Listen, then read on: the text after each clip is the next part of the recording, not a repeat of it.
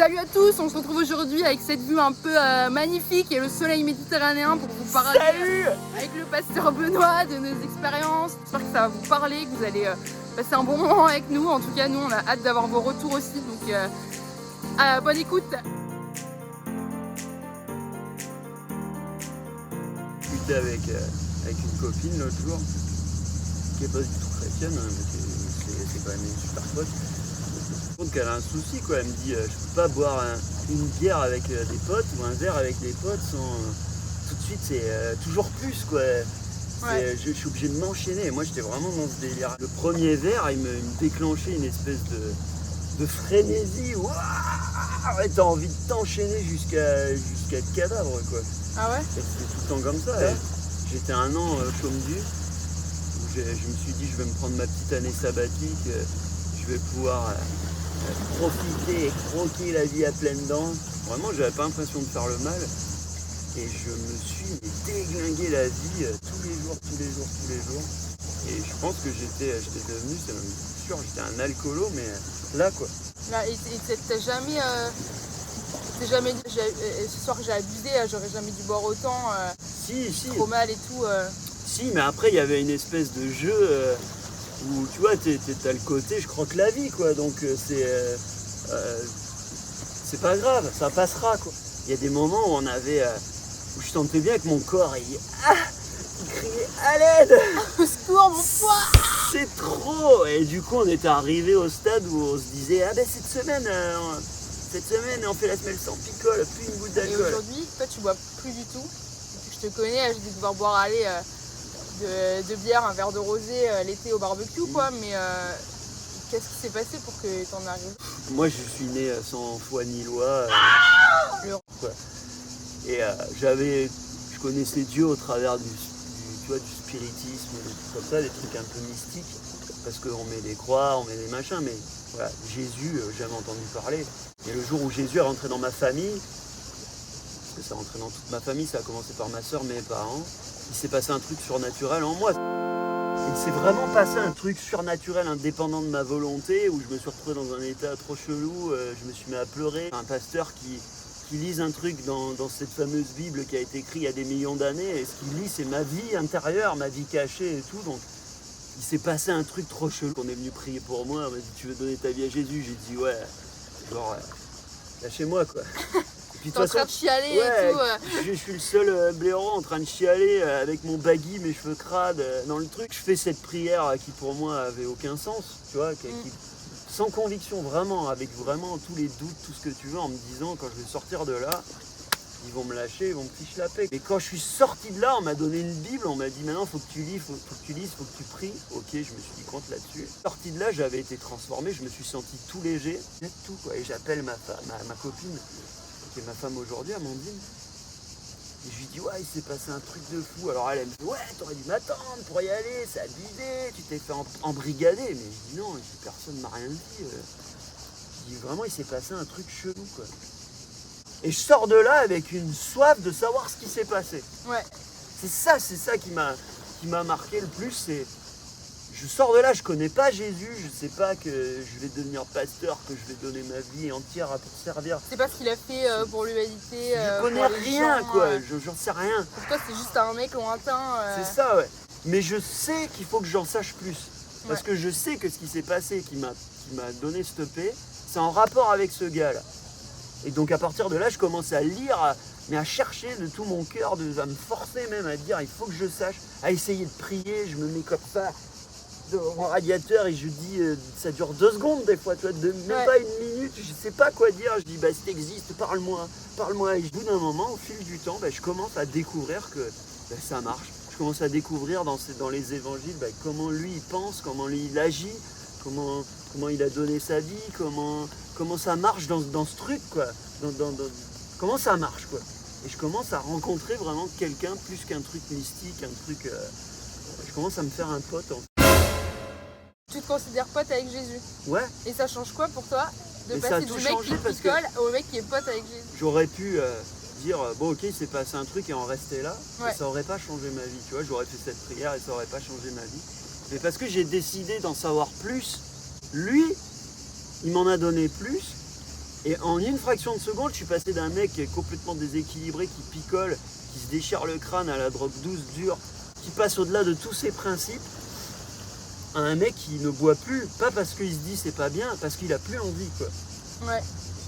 Qui ne fume plus parce qu'il a plus envie, parce que j'ai plus besoin, en fait. Donc du coup, c'est pas style, bon bah je suis rentrée dans une église, il y a le pasteur, il a dit écoute, fumer c'est pas bien, alcoolique, toi tu bois beaucoup trop, c'est pas bon pour ta santé, c'est pas bon pour toi, tu fais n'importe quoi quand t'es bourré, du coup faut que t'arrêtes tout maintenant. C'est juste toi, conviction perso. Mais personne me connaissait dans ce sorti truc. nulle part. Ils me connaissaient pas, les gens, donc ils pouvaient pas savoir, quoi. Et donc personne m'a dit il faut que tu fasses 6. Le seul truc qu'on m'a dit, il faut que tu lises, il faut que tu pries, quoi. En gros, ça voulait dire il faut absolument que tu cherches, toi, que tu fasses une démarche, quoi. Maintenant, c'est entre tes mains. C'est comme si on m'avait dit maintenant la balle est dans ton camp, mon gars. Et du coup, c'est ce que j'ai fait. Ça a changé radicalement ma vie, quoi. Je te jure, c'est comme si ma vie, elle avait été comblée par quelque chose. Ouais. C'est comme si la picole me servait à compenser quelque chose, à m'éclater, à m'extasier. Et j'avais plus besoin de ça pour m'éclater, en fait. Et je pense que le côté engrenage où on se retrouve pour se mettre la tronche plutôt que pour partager des choses, on partage au final une déchéance. Ouais. Tu vois, moi je vois ça comme ça parce que je l'ai vécu à fond la caisse, quoi. Avec le recul et avec tout ça, quoi. Ouais, avec le recul et l'expérience, je me faisais mal à la vie. L'ambiance qu'on se crée entre potes nous amène à aller plus loin. Tu vois, on est poussé toujours plus parce qu'il y a ce côté fun. 44% des jeunes de 17 ans déclarent un API dans le mois. Alcoolisation ponctuelle importante. 60% des collégiens ont déjà bu au moins une fois de l'alcool. 24% des 18-75 ans dépassent le seuil de consommation. C'est dingue et j'ai pas du tout le même rapport à l'alcool que toi parce que moi je suis née à une éducation de bonne famille, je suis née dans les églises et tout, mais pour autant j'ai jamais eu d'interdit, enfin on m'a beaucoup conseillé. Aujourd'hui je sais que moi je vais boire une bière avec mes potes dans un bar et il n'y a pas ce côté je cherche à combler ou je bois pour faire comme tout le monde ou je bois pour dire c'est trop l'éclate et tu sais que Dieu il a rien contre non plus, tu vois. Complètement. Et que tout est dans l'équilibre et ça c'est ce que j'aime le plus avec Dieu, c'est que il y a des choses qui sont interdites ou déconseillées mais c'est jamais pour dire c'est pas bien et si tu le fais tu vas mourir ou quoi, c'est vraiment parce que Dieu il pense à toi, il se fait du souci pour toi et s'il met une limite c'est parce qu'il sait qu'elle est pas bonne mais il n'y a pas ce côté interdit. Même j'aime trop dans la Bible, tu vois, il y a Paul qui conseille à Timothée de boire de boire un peu de vin parce que ça lui fera du bien à l'estomac et quand tu vois ça tu te dis ça veut dire que c'est pas contre mais c'est l'excès en fait qui est dangereux pour toi et c'est juste ça je pense qu'on avait envie de partager, c'est pas genre. Ce qui ressort un petit peu de tout ça, c'est que clairement, au travers de l'alcool, je comblais un vide. J'avais un petit problème avec moi-même. Ce qui a changé ma vie radicalement, c'est quand j'ai commencé à connaître ce Jésus, chercher qui il était et qu'au final, je l'ai rencontré, j'ai commencé à le connaître. Il dit dans la parole qu'il nous donne la vie et la vie en abondance. Et c'est à partir du moment où j'ai commencé à le connaître, à le rencontrer et à m'en faire un ami, que sa vie en abondance a commencé à couler en moi et du coup, j'avais plus besoin de combler ce vide. Je me suis rendu compte que lui, il avait des projets pour moi, il avait vraiment une destinée pour moi, qui m'aimait tel que j'étais.